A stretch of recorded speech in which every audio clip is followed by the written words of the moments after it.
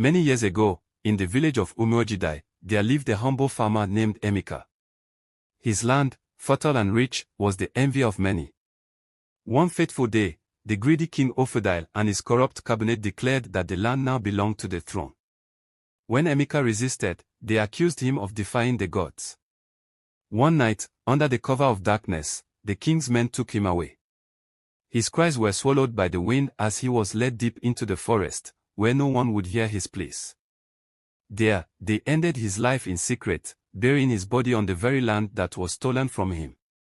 The village awoke to whispers of his disappearance, but fear kept their tongues still. Decades passed. The once flourishing village began to decay. Crops withered overnight, women became barren, and death swept through the land like a plague. Then, from Emeka's forgotten grave, a monstrous tree grew, its bark dark as the night, its branches twisted like tormented souls, and its roots seeped with blood. The villagers whispered in fear, the tree was alive, and with it came doom. One night, the chief priest, Ogwefa Nwosu, summoned the elders. He threw sacred kola nuts and chanted incantations until the truth was revealed: Emeka's restless spirit had cursed the land. The only way to break the curse was to cut down the tree with an ancient cutlass hidden in the land of the dead.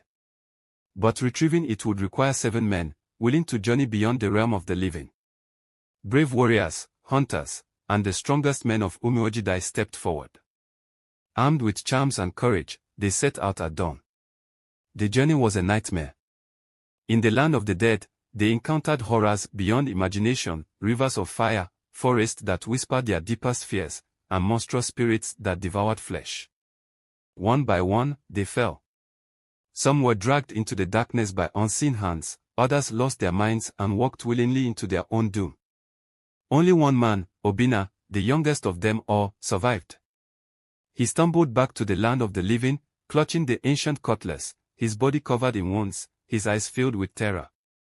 With the last of his strength, Obinna struck the cursed tree. A deafening scream echoed through the village as the tree bled profusely. Thunder roared, the earth trembled, and with one final blow, the monstrous tree crashed to the ground. A great wind swept through Umuojidai, carrying away the dark cloud that had loomed for years. The village was cleansed. Crops flourished once more, laughter returned, and the spirits of the dead finally rested.